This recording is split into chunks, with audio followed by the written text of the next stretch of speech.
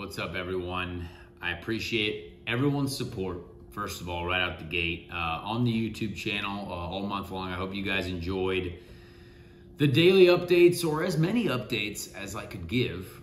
Things got a little bit busy. There was definitely some internet searches that we were trying to find to get the videos uploaded, but just kind of wanted to put up one more video as the month of May concluded.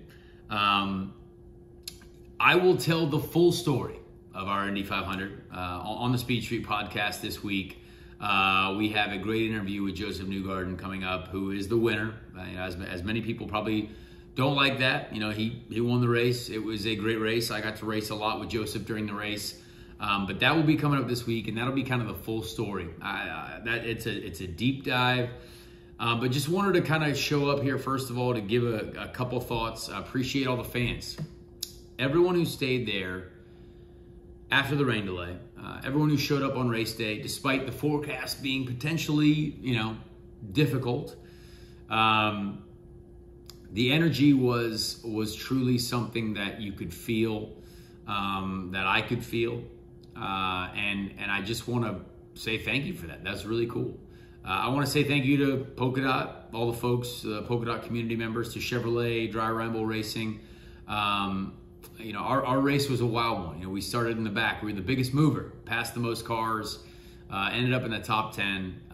Once again at the Indy 500, I think that's three in a row top 10s for me, which is really cool. And since 2019, realistically, I'm going to count 2021 as a top 10, even though we finished 13th, but we led the most laps, and we should have probably been in the top 10 there.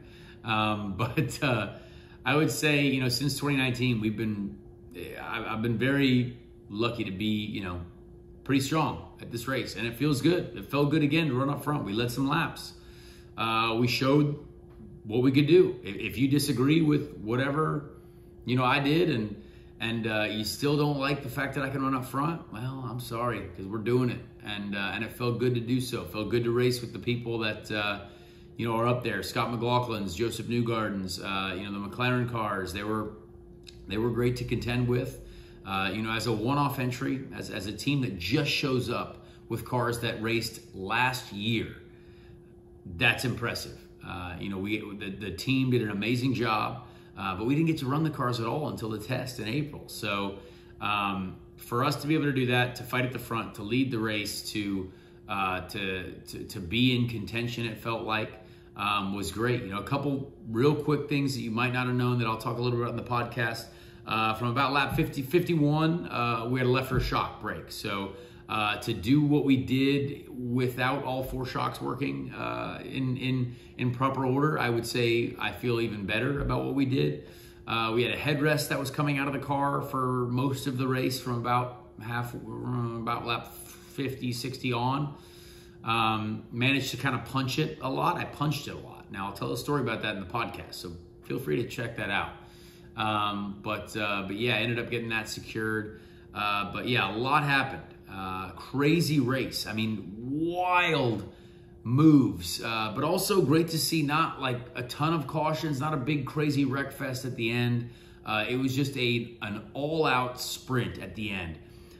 I was hanging onto the car. Everyone was hanging onto their cars, just pushing the limits of the tools inside the car to work it like crazy.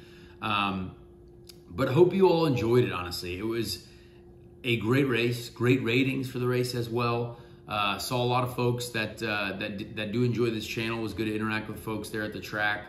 Over 6 million people watched the Indy 500. That's amazing. That was a peak of over 6 million. Obviously, that's 5.4 or something average, which is amazing to hear. So IndyCar is on the up and up. I think it's a great sport to watch. I think it's a great time to get involved. If you're new to IndyCar, welcome. I hope you enjoy it. I think it's a great sport to be following right now. For me, it's painful to not get to go up against the guys again next weekend. I loved being a part of this race, and I love the fact that we had a great support system around us. Mankind was a part of it. Bell Helmets, Sparco, they let me have some incredible shoes. Polka Dot as well. So many different people that kind of, you know, chipped in. One Cause was on my helmet. Richmar Florist was on my helmet. Tom Lang Company, Innovative Property Services, they were on my helmet. Love the fact that we could get people involved. And yeah, I would love to be a part of another IndyCar race this year, but we don't know if that's going to happen. So until then, I hope you guys enjoyed this month worth of updates.